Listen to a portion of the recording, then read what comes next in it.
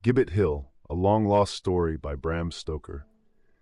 This is a modern retelling of Gibbet Hill, a story originally written by Bram Stoker in 1890 and rediscovered in 2024 after being lost for over a century.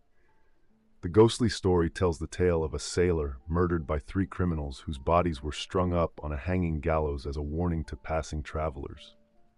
Gibbet Hill was originally published in a Dublin newspaper in 1890, when the Irishmen started working on Dracula, but has been undocumented ever since. While the language has been updated for today's audience, the story stays faithful to Stoker's original vision and eerie atmosphere. Rewritten by Raymond, Davey, spoken by Inglewood. Before we dive in, I'd love for you to subscribe to the channel. That way, you won't miss out on any new stories, whether they're reimagined fairy tales, classic plays, or timeless legends, and it helps support more content like this. Now sit back, relax, and join me as we begin our journey into the world of Gibbet Hill. On a brisk mid-October morning, I left the Royal Huts Inn, perched high on Hindhead, to explore the Devil's Punch Bowl and Gibbet Hill, places that Turner had immortalized in his Liber Studiorum. As I set off, I walked along a wide, straight path, the new highway connecting London and Portsmouth, until I reached the edge of the Punch Bowl, where I paused to take in the view. The fog that had blanketed London earlier that day lingered here too, clinging to the valleys below. From where I stood, the tops of the Surrey hills appeared to rise like islands from a sea of mist, glowing under the brilliant sunlight that bathed the upper slopes. The soft autumn light transformed the rolling hills and dales stretching between me and the southern coast, mellowing the landscape in a way that only the passing of summer can achieve. The hill's sides dropped steeply away in every direction except the northwest, where the circular valley opened into the plains below. The vibrant colors of summer had long since faded into the rich hues of autumn. The heather that once burst with pinks and purples had turned to a muted brown, holding only a hint of warmth in its withered shades. The bracken had taken on a deep amber and soft yellows, while the grasses and wildflowers had settled into their winter attire, the colors of decay. Yet even in this subdued palette, a flash of emerald green caught my eye. The broom bushes, still untouched by frost, sparkled with life. Along the tiny stream winding through the valley, the vibrant green of the bushes stood out sharply, almost otherworldly, against the muted landscape. Even the dark green of the pine trees clinging to the western slope seemed determined to assert their hold on color, resisting the creeping chill of autumn. To the north and west, the hills, woods, valleys, and scattered villages stretched endlessly, layer upon layer. After standing for a long time, drinking in the view and feeling my soul stir in the presence of such natural beauty, I finally turned away with my heart full of the majesty and serenity of the scene. Here, I thought, is where the soul of man is elevated, where the ugliness of our darker nature is soothed. Yet as I turned, a stark reminder of human cruelty greeted me. Right beside the road stood a grave marker, a silent witness to a crime committed a century ago, when a poor seaman walking from Portsmouth had been murdered on this very spot. But it wasn't just the stone that caught my attention. Standing by the memorial were three figures, all children, whose presence was striking and unusual. Two of them were young Indian girls, perhaps 13 or 14 by English standards, though their Eastern heritage likely made them younger. They stood on either side of the gravestone, each resting a slim brown hand on the stone, their faces solemn, framed by dark, fathomless eyes. Their long black dresses shimmered in the sunlight, cut in an exotic style with wide belts cinching their waists, and dark cloths were wrapped around their heads like headscarves. The third child, a boy of around 10, was a striking contrast. His hair was a bright golden blonde, his eyes as blue as porcelain, and he had a charming smile that lit up his rosy face. He could have been an angel or a cupid, dressed as he was in a dark, blood-red tunic. For a few moments, none of them moved. They simply stared at me as I stood there, frozen by their uncanny appearance. Finally, I spoke, commenting on the beauty of the surrounding scenery. One of the girls gestured toward the tombstone and asked, "Do you know anything about this stone, sir? We're not from around here." "I'm not from here either," I replied, "but I can tell you what the inscription says." I stepped closer and began reading aloud. explaining how a murder had taken place here so long ago. When I said the word murder, all three children looked at each other, shuddering as though in fear, though a strange smile quickly followed their brief show of fright. "Don't worry," I added quickly, trying to reassure them. "It was 100 years ago. Things were very different back then." One of the girls whispered in a low, haunting voice, "I hope things haven't changed too much." The boy laughed then, a carefree sound that felt oddly out of place. "I bet if someone were killed now, they'd be put up on Gibbet Hill," he said. "Ah, young man," I said, raising an eyebrow at the boy's strange comment. "So you know about the history of Gibbet Hill, do you? I'm heading up there to see the memorial cross. Would you like to join me and see where they hung the murderer?" "With pleasure," the boy replied, his tone far more serious than I expected from a child his age. He removed his cap with a dramatic flourish, acknowledging my invitation with a politeness that seemed oddly formal. The two girls followed suit, bowing their heads with quiet grace, and soon we were all climbing the hill together. As we walked, I noticed the boy's hand was tightly clenched. "What do you have there?" I asked, curious. "These," he said, opening his palm to reveal a writhing mass of earthworms, their bodies twisting and stretching as they squirmed in the sudden light.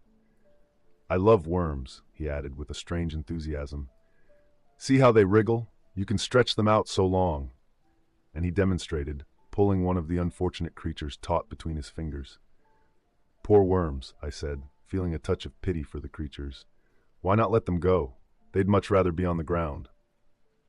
"Shan't," he replied curtly, stuffing the wriggling worms back into the folds of his tunic. His stubborn refusal left me unsettled, but I decided not to press the matter further.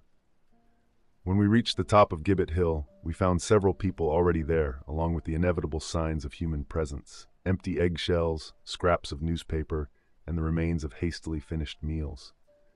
The spot, it seemed, was popular with picnickers. Among the small crowd, a couple caught my attention, a man and woman who I quickly dubbed the honeymoon couple.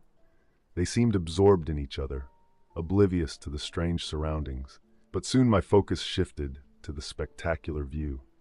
From the summit, I could see a sea of rolling hilltops stretching endlessly into the distance, broken only by the deep green of the forests and the shadows of valleys carved between the peaks.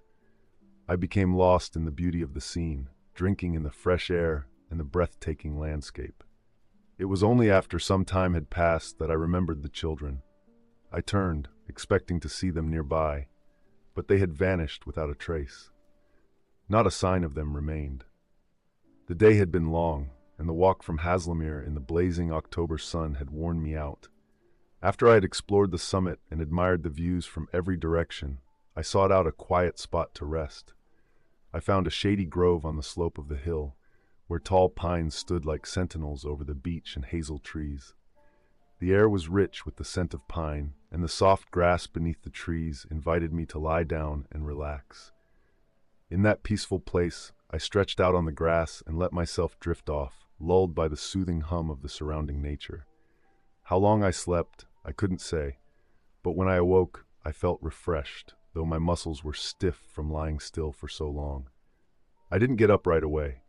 Instead, I stayed where I was, lying on my back and gazing up through the branches of the trees, watching the light filter through the leaves in soft, shifting patterns. My thoughts wandered aimlessly, the kind of luxurious daydreaming that only comes when you have nothing urgent pressing on your mind. It was one of those rare moments of pure peace, where you can simply exist without a care in the world. But gradually, I became aware of a strange sound. It started as a faint murmur, blending with the natural background noise of the forest, but soon it grew more distinct, like a low, musical hum. It was unlike anything I had heard before, a soft, whispering tune that seemed to come from somewhere nearby. The more I listened, the more the sound intrigued me. It wasn't just random noise, there was a rhythm to it, something almost hypnotic. Curious, I lifted my head to see where the sound was coming from. Through the trees, in a small clearing not far from where I lay, I saw the children.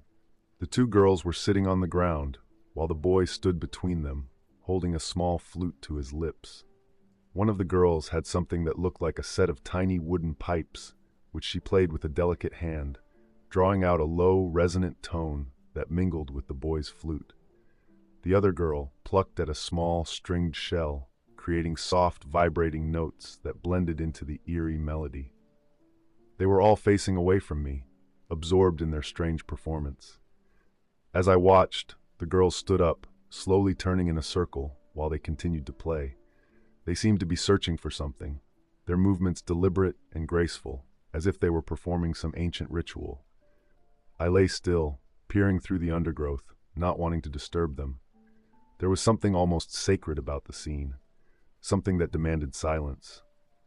Suddenly I felt a rustling beside me, and when I looked down, I nearly jumped out of my skin. A large snake, its pale body shimmering in the fading light, slithered out from the leaves and moved directly toward the clearing. It passed right over my feet, as though I wasn't even there, and continued toward the children. I stayed frozen in place, watching as the snake made its way to the boy. It coiled itself at his feet, then began to climb, wrapping itself around his leg and spiraling upwards. The boy didn't move. He seemed entirely unbothered, his attention focused on the music he played. The snake twined higher and higher, until it was coiled around his arm, its head raised and swaying slightly, as if entranced by the strange music. The girls continued their slow, circling dance, and the snake followed their movements, its body undulating in rhythm with the music. It was an extraordinary sight, both beautiful and unsettling, as the children and the serpent seemed to be locked in some secret, otherworldly communion.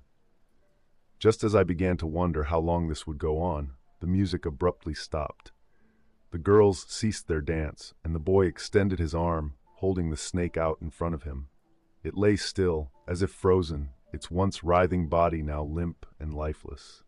The girls stepped forward, and one of them gently took the snake from the boy, holding it by the head and tail. She stretched it out, and to my astonishment, the snake remained completely rigid, as if it had been transformed into stone. The girl held the snake in her hands for a moment longer, studying it with an unsettling calm. Then, as if the rigid creature were nothing more than a stick, she let it drop to the ground, where it landed with a dull thud. The boy, who had remained perfectly still throughout the ritual, blinked slowly as if waking from a trance. He lowered his arm, flexing his fingers as though he had just realized the snake was no longer in his grasp. The two girls, still standing on either side of him, exchanged glances, one of curiosity, the other of cold detachment. For a moment, the entire scene felt suspended in time, the children frozen in place, the snake lying motionless on the forest floor. Then, without warning, the boy burst into laughter. It was the kind of laugh that seemed far too jolly, too carefree for the strange situation I had just witnessed. The girls quickly joined in, their high, musical giggles echoing through the grove as they darted away into the trees, vanishing like shadows into the dense undergrowth. The snake, which had looked so lifeless only a moment before, slithered silently after them, disappearing into the brush. I sat up slowly, trying to shake off the surreal feeling that clung to me. Had I been dreaming? The scene I had just witnessed seemed too bizarre to be real, and yet there was no denying what I had seen with my own eyes. The children, the snake, their strange music. It had all happened. But why? What had I stumbled upon here, in this peaceful autumn forest? The sun was beginning to set by the time I gathered my thoughts and resumed my walk. As I made my way back down from the hilltop, the day's picnickers had long since gone, leaving the place eerily quiet. I wandered through the deserted paths, past the scattered remains of crumpled newspapers and broken eggshells that marked the visitors' passing. The air was growing colder now, and the mist in the valley had thickened, turning the landscape into a ghostly expanse of white and gray. I reached the highest point of Gibbet Hill once more, the great stone cross looming over me in the fading light. The desolate beauty of the scene was even more pronounced now that the crowds had gone. The twilight sky was painted with streaks of pale yellow and soft purple, the last vestiges of daylight giving way to the night. I felt an odd sense of solitude, not loneliness exactly, but the deep quiet that comes when you're truly alone with nature. The valley below was covered in mist so dense that it looked like a vast, billowing sea. Above it, the tops of distant hills jutted out like islands, dark and silent. As I stood there, soaking in the silence, the temperature continued to drop. The first stars were starting to flicker into the sky, and the air had taken on a crisp, biting edge. I should have felt cold, but instead I was completely at peace, absorbed in the stark beauty around me. Leaning back against the great stone cross at the summit of the hill, I clasped my hands behind me, my fingers curling around the rough surface. I closed my eyes for a moment, letting the stillness wash over me. It was the kind of peace that feels eternal, as if nothing could ever intrude on the quiet sanctuary of this place. Then, without warning, everything changed. In an instant, I felt hands, thin, warm, and impossibly strong, clamp down on my wrists from behind. At the same time, a soft, thick material, something like a scarf or a shawl, was thrown over my face, completely covering my mouth and nose. I tried to pull away, to cry out, but the hands holding me were ironclad, pinning me in place. The fabric was pulled tight, binding my head against the stone cross, and I realized with a sinking dread that I was utterly trapped. I struggled, but it was no use. Whoever had attacked me was far stronger than I could have imagined, and there was no escaping their grip. I felt a rough string being wound around my wrists, tying them together tightly until I could barely move my arms. Panic surged through me as the realization of my helplessness set in. What was happening? Was this some kind of robbery? Or something far worse? Time stretched endlessly as I waited, pinned against the stone. No sound reached me. No sign of my attackers, just the suffocating silence and the firm grip of those unseen hands. After what felt like an eternity, the scarf was yanked down from my face, freeing my eyes but leaving my mouth covered, silencing any hope of a cry for help. As my vision cleared, my heart skipped a beat. Standing before me were the 3 children, the same ones I had encountered earlier that day by the gravestone. But now, their innocent charm had vanished. There was something deeply unsettling in the way they stood there, staring at me with their cold, detached expressions. The 2 girls exchanged a glance, a cruel, knowing smile spreading across their lips, while the boy's face remained eerily blank, his blue eyes devoid of the playful light I had seen before. One of the girls, the one who had displayed such unsettling calm earlier, stepped forward. From the folds of her dark, shimmering dress, she drew a long, thin dagger. Its blade gleamed in the fading twilight, sharp and deadly. With deliberate precision, she began to twirl it in her hand, her movements graceful yet menacing. The blade flashed in the starlight as she spun it, its cold edge brushing lightly against my skin with each pass. I flinched instinctively as the knife neared my eyes, its point hovering dangerously close. But just as quickly she pulled it back, only to repeat the process, each time coming closer and closer to actually striking me. The slow, torturous game she was playing sent a wave of cold dread through my body. My heart pounded in my chest, but I could do nothing, completely immobilized, forced to endure the cruel dance of the blade. Just when I thought the terror would never end, a sudden numbness began to spread through me. It started in my chest, a cold, creeping sensation that moved through my limbs, freezing me from the inside out. My heart, which had been racing with fear, seemed to slow, growing weaker and weaker. I struggled to keep my eyes open, but they felt heavy, so impossibly heavy. With every blink, the world around me grew dimmer, until at last, everything faded to black. The last thing I saw was the glint of the dagger as it hovered over my chest. The last sound I heard was the chilling laughter of the 3 children. The world was distant and cold as I drifted somewhere between consciousness and oblivion. Slowly, as though surfacing from deep water, I became aware of voices, faint at first, but growing louder, more insistent. They echoed in my ears, pulling me back to reality. Wake up, man, you'll catch your death of cold." The words hit me like a hammer, and with them came a sudden, overwhelming awareness of the bitter chill deep in my chest. My heart felt numb, as if frozen solid. I struggled to open my eyes, and when I finally succeeded, I was met with the bright, silvery glow of a full moon hanging high in the sky. The cold light bathed everything around me in an ethereal, almost surreal glow. I blinked, trying to focus. Standing over me were 2 figures, their faces blurred by my groggy state. Slowly they came into sharper focus, and I recognized them as the couple I had seen earlier, the honeymoon couple. The man was shaking me roughly by the shoulder, his face full of concern, while the woman stood by his side, her hands clasped in front of her, her expression anxious. "Is he dead, George?" I heard her ask, her voice trembling. "No, thank God," the man replied, relief evident in his tone. "He's just been out here too long, probably fell asleep. He could have frozen to death out here if we hadn't come by." The words hit me with a jolt, and suddenly the events of the past hour came rushing back. The children, the snake, the dagger, the cold grip that had stolen my strength. My heart, I thought. My heart was still so cold. "My heart," I murmured weakly, my voice little more than a croak. "There's something wrong with my heart." The man leaned in closer, his brow furrowing as he placed a hand over my chest. The moment his fingers touched me, though, he jerked back with a look of horror on his face.